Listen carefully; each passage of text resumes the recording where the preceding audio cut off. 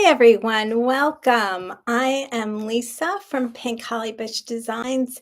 If you are here and joining me, please say hi in the chat and tell me where you're from. I would like to know you're here. And of course, unfortunately on YouTube, I can't see your faces like I can on Zoom.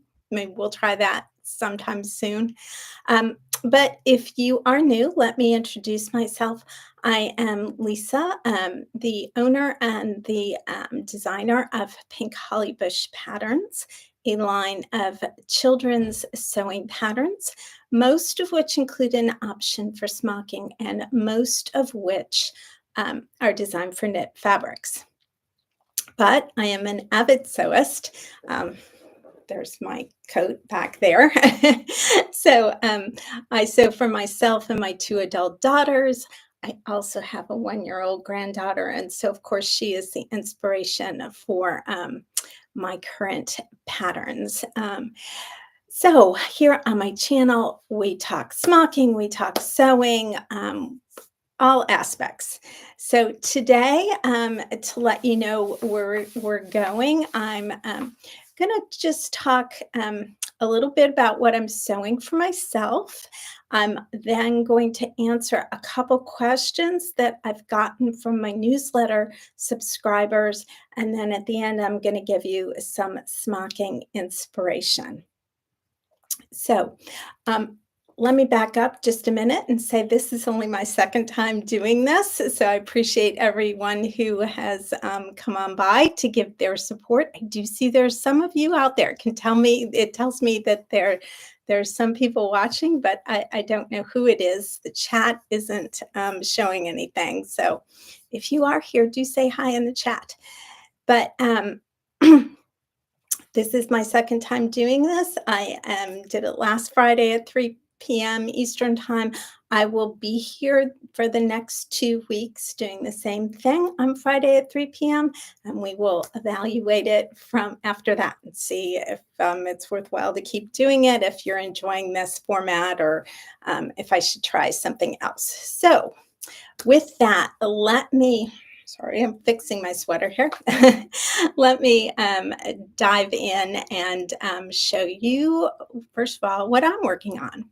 So I have my little basket with all the things to show you. So last week, I mentioned that I am making this simplicity pattern 9470 for myself and making the 3/4 sleeve version.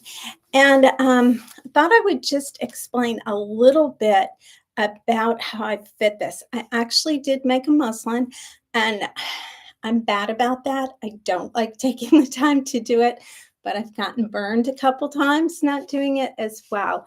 So the reason I knew I needed to make one for this pattern is I fall right between the two size groupings that this comes in, and I wanted to address that in case you find that you have that. So in simplicity patterns, I am a size 12 up here across the shoulders, a 14 in the bust, and then we go to a 16 in the waist and the hips. And by the way, if you haven't sewn with any of the big four patterns, do make sure, well, with any pattern, to check the sizing. They do not follow ready to wear patterns at all. The sizing on the big four was established back in the 1960s, and it hasn't changed since then. So very different than current ready to wear sizes. But because I've fallen in two different groups, this particular one is sizes 6 to 14. And so if you wanted the 16, you had to buy the pattern for the other size as well. So because the most difficult part to fit is this, right across here in the shoulders, it's just really hard to adjust that. I decided to make a muslin and just check that out. I cut just the straight 14 and then tried it on. Now, as I imagine many of you are in the same boat that I am, I do not have anybody to help me with the fitting. I could try to get my husband to help with that, but I don't think that would have worked out very well. So instead, what I did was I made the muslin. Hey, Karen Smith is here from Utah. Hi, Karen. Utah is on my list of places to get to, but I have never been there.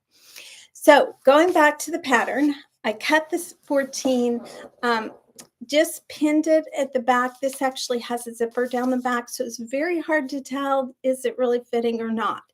By pinning it to the extent I could in the back, I was able to establish that the 14 across here is fine. I didn't have to do the 12 with a full bust adjustment.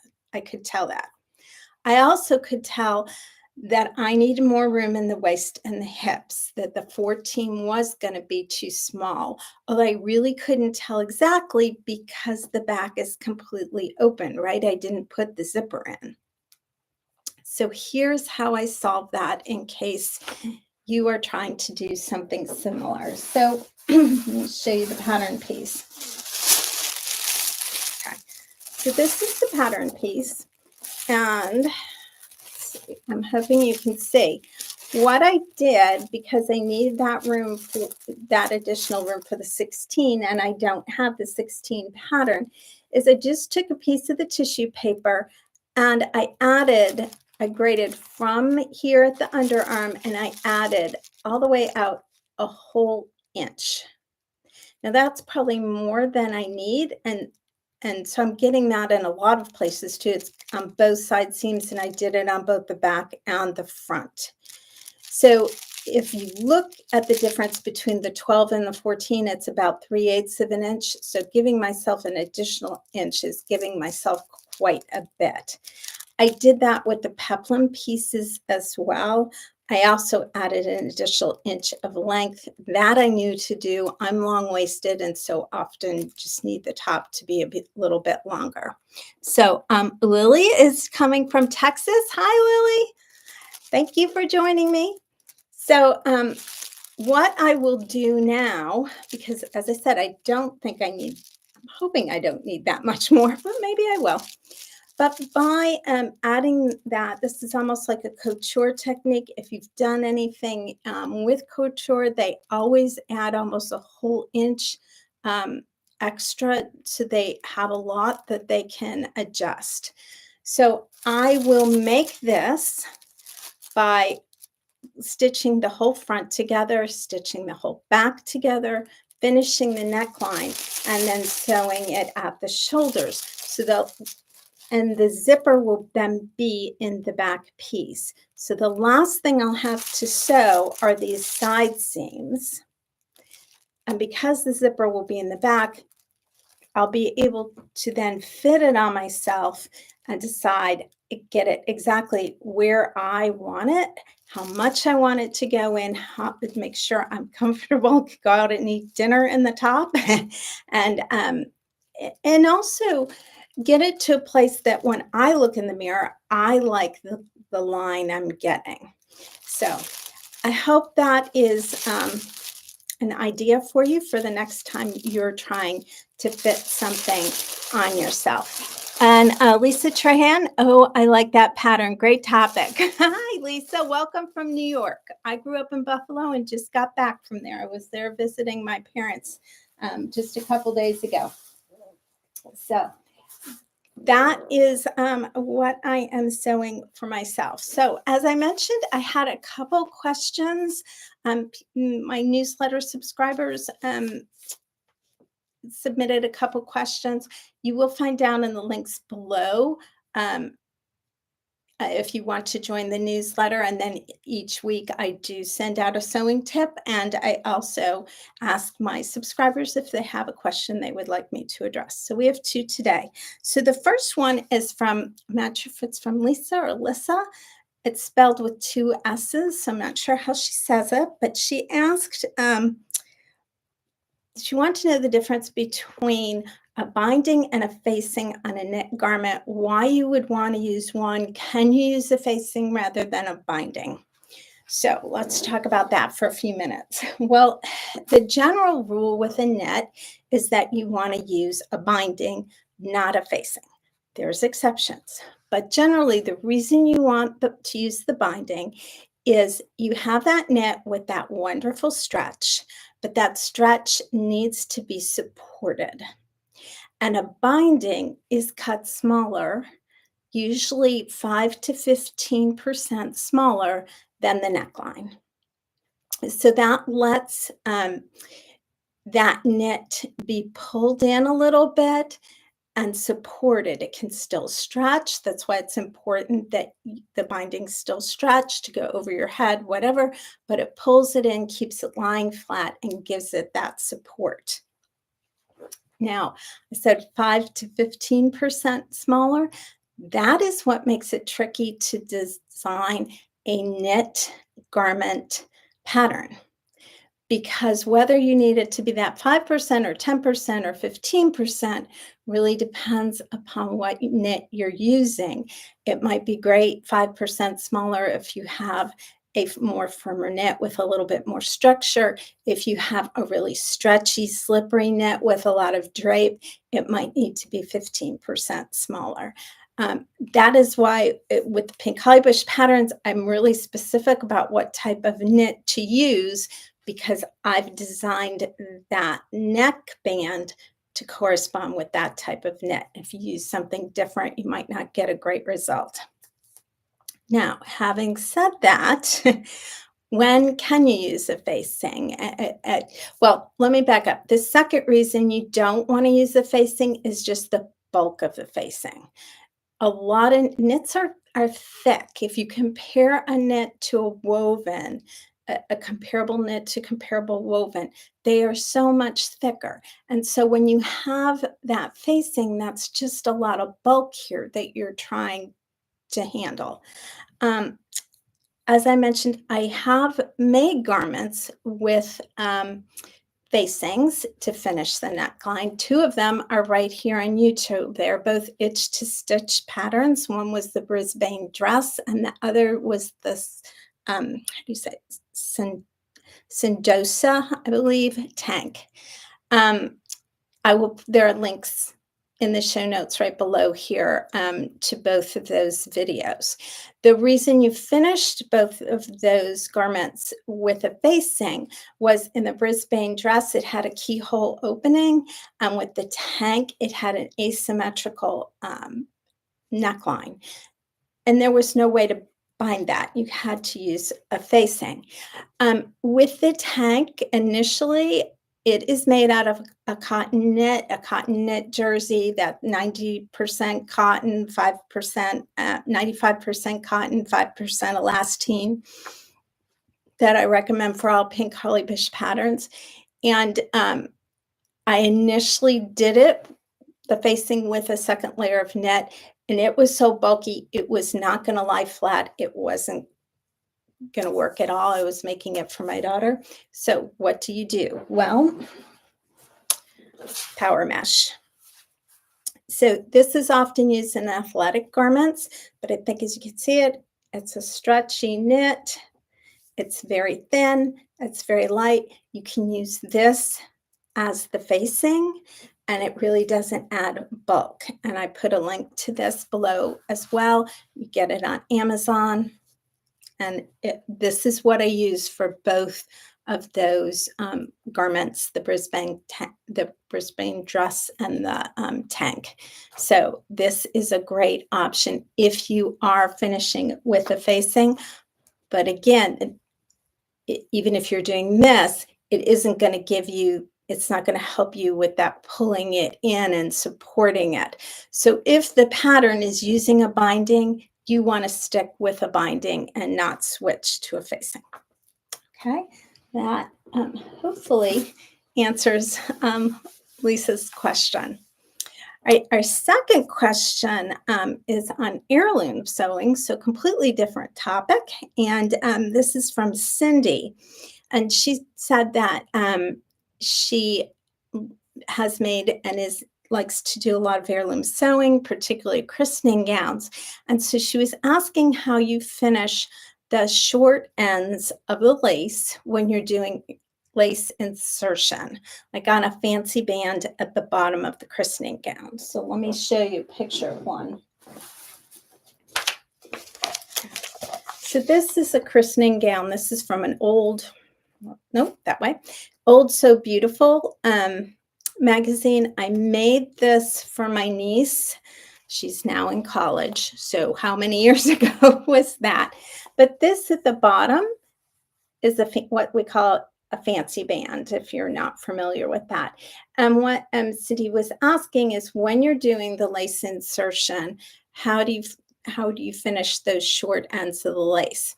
So on a situation like this, where you're doing the fancy band, you're going from seam to seam. And so you're going to catch that lace in the seams. So the way I did this one is, for the skirt pieces, you French seam one of the sides together. So you have the front and back seamed at the side, and you're dealing with just one large piece of fabric now.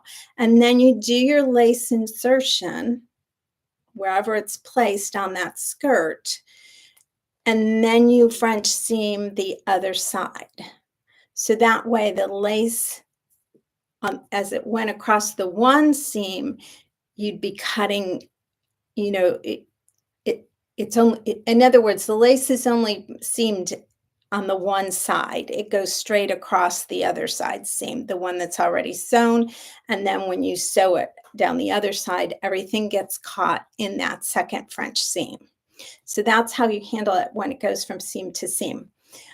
You also can be inserting lace where it just ends. I have done, I think Jeannie Baumeister, I made one of her dresses actually for the sister of the little girl that got the christening gown when she was born.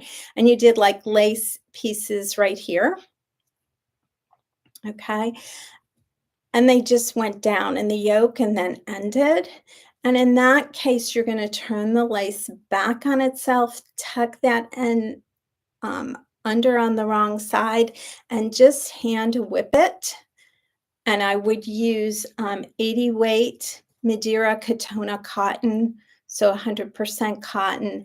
80 weight is a very lightweight thread, and so you don't see it, and just do tiny whip stitches, and that's how you would finish the piece of lace. And in fact, on this little gown on the back, you did have to do that because the lace, you probably can't see it, but the lace at the top goes all the way around to where the button band is, and it ends at the button band. It doesn't continue into it. So you're just tucking it back under and whipping it down and in place.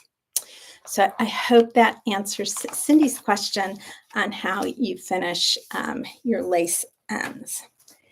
Okay, and then I said I had a little smocking inspiration for you as well. So I'm going to be heading to Florida in March for a little time at the beach, and my granddaughter is coming. So of course she needs, some fun summer smocked garments to wear, not actually on the beach, but while we're down there. So I am going to make her, let's see, I'll reach down here and get all my things. So she's going to get a sunshine sundress that way, right, from Pink Holly Bush. So, well, both of these were for her, and she wore both of them last year. They won't fit now, but so I'm going to plan to make this one with the smock. Well, I can't do point right with the smocking insert in it. This is designed for knits and wovens. I'm going to make this one in a woven. So we're going to use this. I love blue and yellow. So we're going to use this piece. This is just a quilting cotton from my stash that I've had for years and years. But we're going to do that. And the contrast fabric, it's just going to be a blue check, or blue tiny gingham. Hopefully you can see that.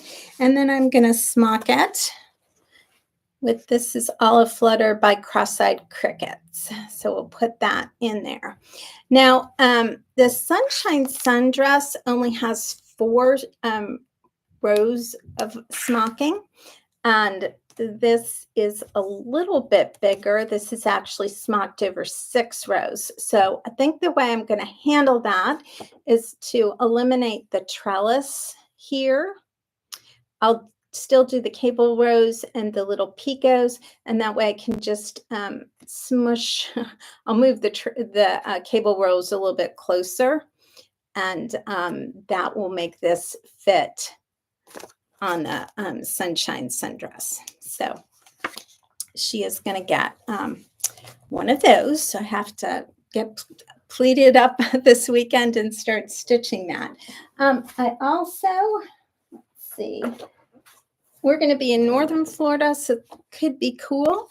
So she's also hopefully going to get playful dolphins, you know, because we're going to be on the beach. And I'm hoping to get, this is a French terry that I have from Serge Fabrics, and I'm hoping to get her a little set of knit overalls done, and I'll do an insert with the playful dolphins. And if you're wondering about the pattern, that is one that will be coming soon.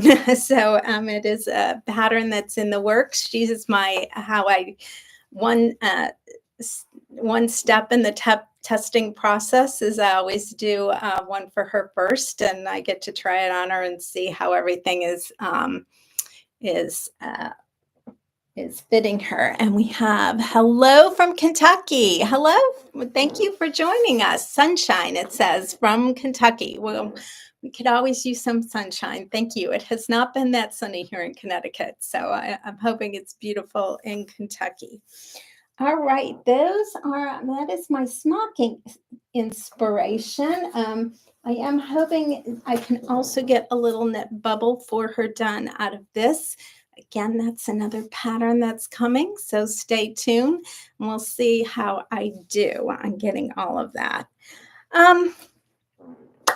If you are able to join me next week, I'm working out her Easter dress because, you know, Easter is early this year, right? It's the very end of March, so I have to get that done. So I'll have that next week to show you. But also, again, as I mentioned, if you have a question you would like me to answer, you'll find the link to the newsletter. Please sign up for that. Or even if you don't have a question, I welcome you to sign up for the newsletter. And I will be here next week again at 3 o'clock. And I will have some smocking inspiration, maybe hopefully my top done, and we can see that. And I will let you know what I am up to for Nia's Easter dress. So thank you so much for joining me, and check out all the links below if you want to see the other videos. I also have a link to the knit book, fabric pack and course video tutorial if you are looking for more help with sewing knits. But thank you so much for everyone who joined me today, and I hope you have a wonderful weekend and you get some time to do some sewing. Happy sewing and happy smocking.